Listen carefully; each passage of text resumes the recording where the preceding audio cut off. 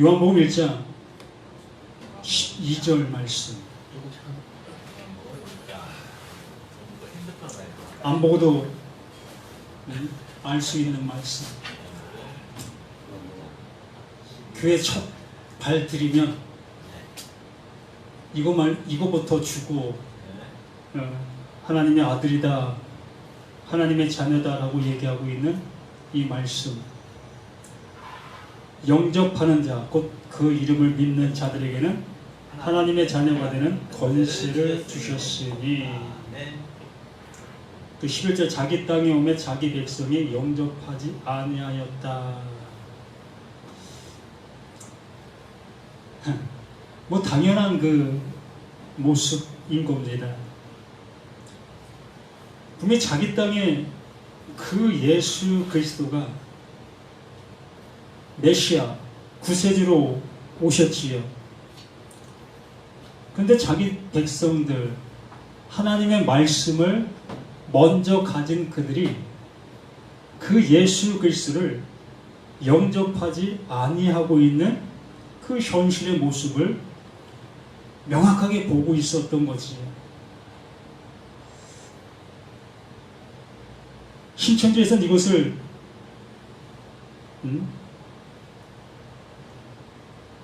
선택된 자, 선택되지 아니한 자의 기준으로 이거를 보게 됩니다. 만세전에 하나님께서 선택된 자들은 그 예수 그리스도를 알아보게 되어지고, 선택되지 못한 자들은 그 예수 그리스도를 알아보지 못하게 되어진다라는 그 논리에서부터 시작이 되어지는 게 신천지의 모습입니다. 아니, 신천지뿐만 아니라 기독교 전체의 모습이 이러하지요. 정말 그러할까? 분명히 예수 그리스도는 자기 땅, 그 말씀을 가지고 있는 그 이스라엘 백성들을 향해서 오셨잖아요. 그들을 향해서 분명히 오셨건만, 그들은 그 말씀이신 그 예수, 그 말씀이 육신이 되어 오신 그 예수를 알아보지를 못하고 있다는 겁니다. 그러면 선택된 그들, 그 선택된 그들이 그 하나님이 보내신 자, 그 말씀 자체인 그를 못 알아보고 있다는 것은 말도 안 되잖아요. 그래서 그러한 논리로 이걸 얘기하고 있다면 참 말 그대로 어불성설이지요. 말도 안 되는 겁니다. 시작이 잘못된 겁니다. 또 기독교가 이렇게 가고 있다면 이 기독교도 시작이 잘못된 모습에서 시작이 되어진 거예요. 뭐 종교개혁, 그 마틴 루터를 통해서 천주교에서 이렇게 새로운 모습으로 시작하자는 모습으로 이렇게 나왔다고 하지만, 이 나온 이 모습 속에도 또 이러한 모습으로 가고 있다면 뭐 나온 게 무슨 의미가 있냐는 거지. 아무 의미가 없다는 겁니다. 하나의 어떠한 그 패러다임만 바뀐 모습이지, 뭐 그거 바뀌었다고 뭐 틀려질 게 뭐가 있느냐라는 얘기지. 이렇게 하시고 나서 12절에 영접하는 자, 곧 그 이름을 믿는 자들에게는 하나님의 자녀가 되는 권세를 주신다라고 말씀을 해주시는 겁니다. 그럼 뭘 통해서 영접이 되어지느냐라는 얘기지. 우리가 그 예수를 알아서 영접하겠습니까? 예수를 보아서 영접하겠습니까? 보지도 못했고 알 수도 없는 이 성경상에 기록된 그 기록만 보고서 우리가 어찌 그 예수를 그 예수로 영접할 수가 있겠느냐라는 얘기입니다. 그 말씀을 수천 년 동안 가지고 있었던 그 이스라엘 백성들도 그 이름으로 온 그 예수를 알아보지 못하고 있는 그 현실이었었는데, 우리는 더군다나 불교를 가졌던 것이었고 유교를 가졌었던 것이었고, 또한 기독교는 유대 종교의 모습에 있는 그 모습이나 서양 종교라고 여기고 있는 그러한 모습 속에 있는 우리들이 요한복음 1장 12절 말씀을 똑 띄워가지고 영접하는 자라는 그 개념으로 우리가 받아들이고 있다면 어떤 예수를 영접하고 있느냐는 겁니다. 어떤 예수? 우리가 사진으로 보고 있는 그 멋지게 생기고 인자하게 생기고 나를 어떠한 모습으로 간다 할지도 그냥 안아주실 만한 그러한 사랑이 많은 그 모습으로 되어진 그 그림의 그 모습을 영접하는 겁니까? 아니면 이 성경에 수없이 그 예수님께서 말씀하신 그 말씀을 하신 그 예수를 내가 영접하는 것이겠는가? 그 영접이라는 게 도대체 뭘까? 우리가 일상생활 속에서도 이 사람과 사람과의 모습 속에서도 영접이라는 것은 다른 사람을 내가 있는 처소로 받아들인다. 곧 함께한다. 이런 의미잖아요. 이 성경에서 영접이라는 그 표현은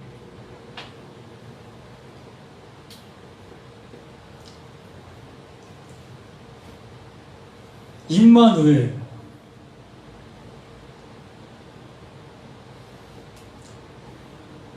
이 영접이라는 단어는 곧 임마누엘이라는 얘기죠. 임마누엘, 하나님이 함께 하시다. 이게 영접인 겁니다. 요한복음 10장 32절 말씀 한번 볼까요?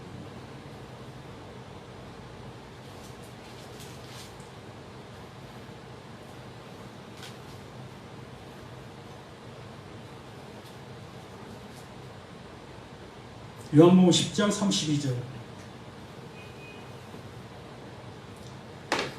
누구든지 사람 앞에서 나를 시인하면 나도 하늘에 계신 내 아버지 앞에서 그를 시인할 것이요. 이 말씀도 애매한 말씀이고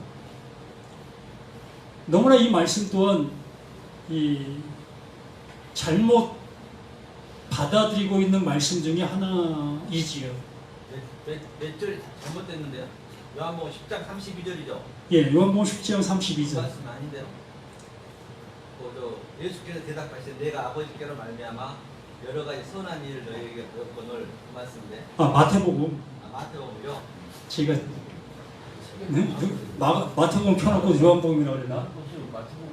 그랬어요? 마태복음 10장 32절. 누군지 사람 앞에서 나를 시인하면, 그러면 많은 사람들 속에서 예수가 내 구세주입니다. 예수가 내 구세주입니다. 라고 얘기하면 내가 구원받는 그 모습이 되는 것이냐라는 겁니다. 그리고 정말 그 어떠한 현실 속에 가보면 음식을 앞에 놓고 기도하는 사람이 있고 기도하지 않는 사람이 있고, 그래서 그 힘든 가운데 창피한 가운데 그 밥상을 받아놓고 기도하면 그게 시인한다라는 그 얘기일까요?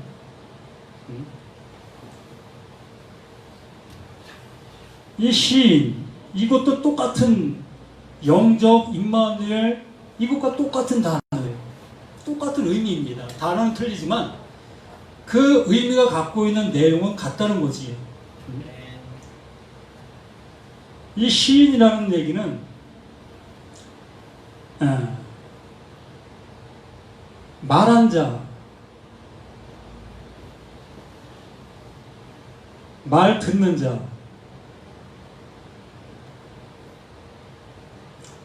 말한 자가 무슨 말을 했을 때에 그 말이 무슨 뜻인지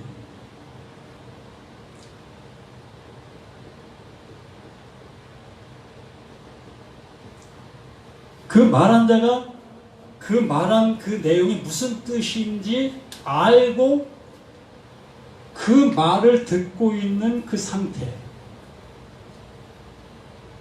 그걸 시인한다라고 얘기하는 거지. 호물로게오. 그러니까 하나님께서 하나님의 말씀을 하십니다. 이 말씀을 예수 그리스도에게 이 말씀을 주셨어요. 하나님이 예수 그리스도에게 하나님의 마음을 넘겨주셨어요. 그래서 예수 그리스도는 나라는 나에게 하나님의 마음, 하나님의 말씀을 그대로 이렇게 넘겨줍니다. 이렇게 그대로 넘겨받은 나는 이 말을 시인하는 거예요. 그럼 뭘 시인한 거죠? 하나님의 마음, 하나님의 말씀, 하나님의 뜻을 시인하게 된 거지요. 그러면 나는 그 예수를 통해서 하나님의 마음, 하나님의 말씀이 전달되어져야만 그게 시인이 될 수가 있는 거지요. 다른 말 표현하면 하나님이 나에게 임마누엘이 되어져야만 그 하나님으로 얘기할 수 있다라는 얘기입니다. 다시 영적으로 얘기하면 하나님을 내가 그 말씀하신 그 내용, 그 마음을 알아 그것이 내게 영접이 되어졌을 때에 그것이 하나님을 영접했다. 그러므로 이 모든 내용의 결과는 구원이에요. 네? 이게 생명이고 이게 속죄고 예? 그러니까 영적 임마누엘 시인의 결과가 구원과 생명과 속죄, 하나님이 주시고자 하시는 모든 것이 여기에 포함되어 있습니다. 그러니까 이것이 이만큼 중요하다는 거지요. 영접이라는 이 단어 하나가 이 모든 것을 포함하고 있고, 이 포함하기 위해서는 여기에 이 시인의 모습이 갖춰져야 한다는 얘기지요. 이 모습이 갖춰지지 아니한 상태에서 영접, 임마누엘, 시인 이 모든 것을 의미가 없다. 그래서 영접 기도라는 것은 잘못돼도 너무 잘못된 거다. 뭘 알아서 영접을 합니까? 하나님의 말씀이 예수 그리스도에게로 넘어갔잖아요. 그 마음을 가지고 오셨다고 했잖아요.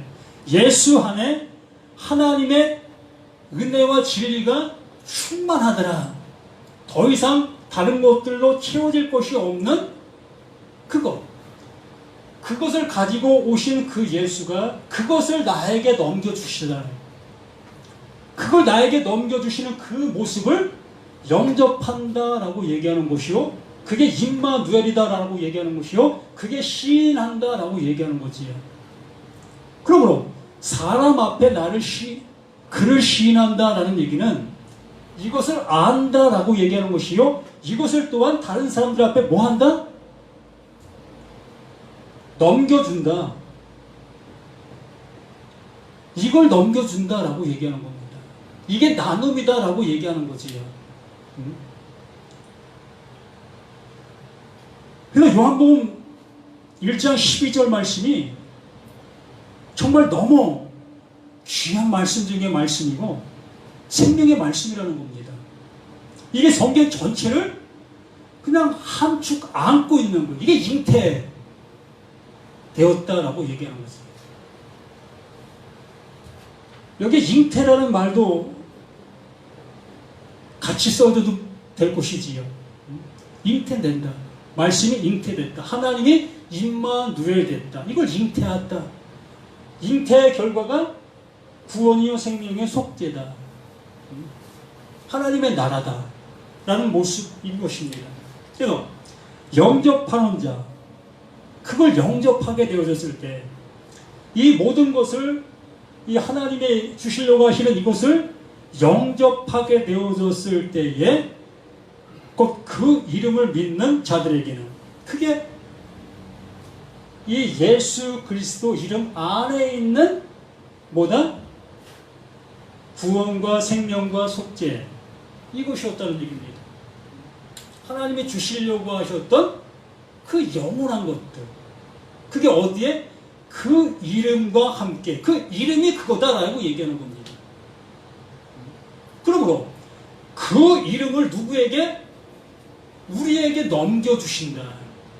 그 이름으로 너희를 부르게 될 거다.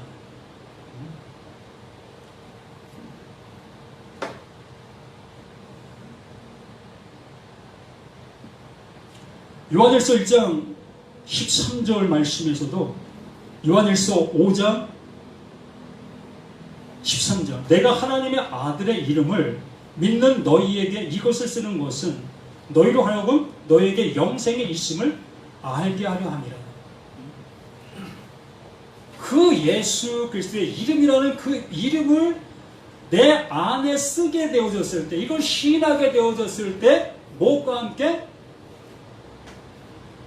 영생과 함께, 생명과 함께, 구원과 함께, 속죄와 함께 내 것이 되어진다. 내게 이름이 되어진다. 완성이 되어진다. 라는 말씀을 이렇게 말씀해 주시고 있는 그 사실, 그 모습이라는 거지요.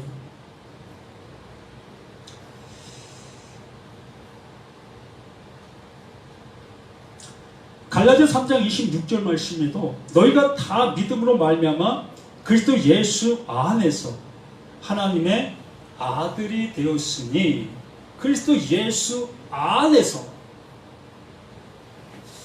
참 이러한 하나하나가 너무 우리는 단편적인 모습으로 그냥 생각하고 그냥 간단하게 너무 그냥 생각하다 보니까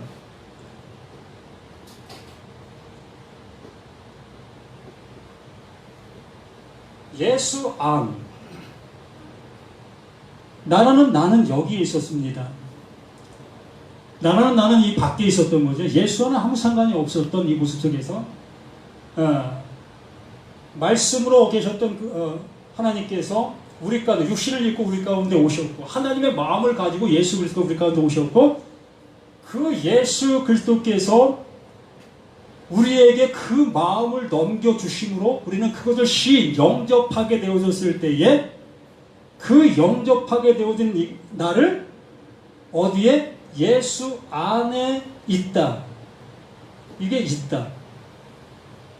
예수 안에 존재가 되었다. 라는 모습이 되어진 겁니다. 그러면 나는 삭제가 되는 거죠. 예? 나로 있던 나는 삭제가 되어지고 예수 안으로 난 들어간 나가 되는 거죠. 여기에 있는 나가 되는 거죠. 밖에 있는 나는 삭제가 됐죠.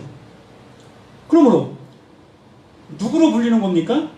여기에 말씀해 주시는 그 모습들, 너희가 다 믿음으로 말미암아 그리스도 예수 안에서 하나님의 아들이 되었으니, 이제 우리는 여기에서 하나님의 아들로 불리는 겁니다.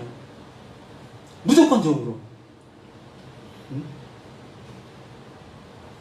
나로 있던 나가 삭제되고, 그러니까 육신을 입고 있는 나, 이렇게 숨을 쉬고 있는 나, 육안의 모습 속에서 본다, 안다, 듣는다라는 그 모습에 있는 나는 이제 삭제되어지고, 영접하는데 그 이름을 믿는 자들에게 예수 안에 내가 그러니까 영접이라는 그 의미가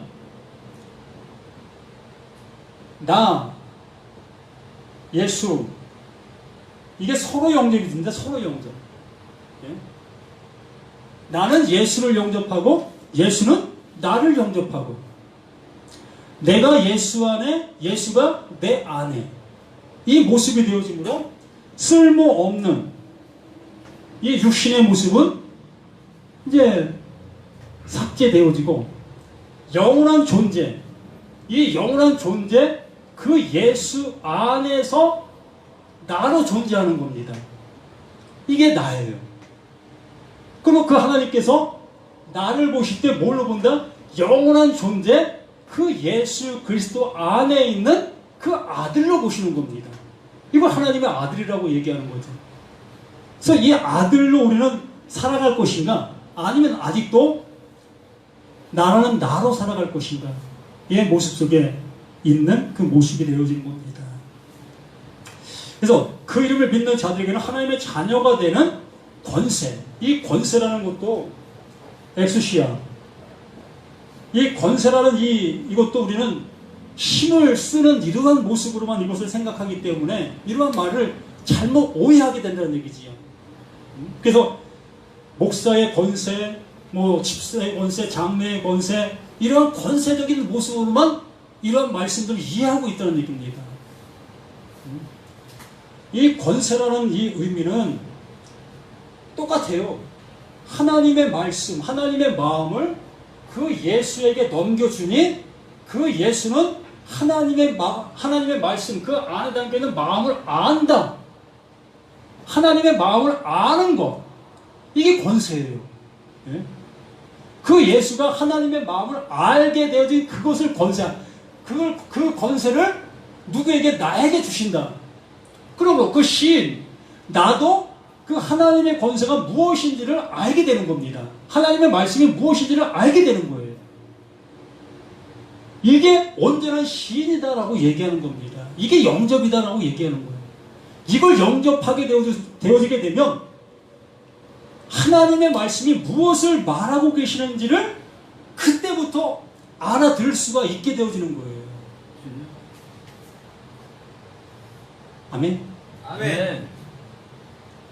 여기까지입니다.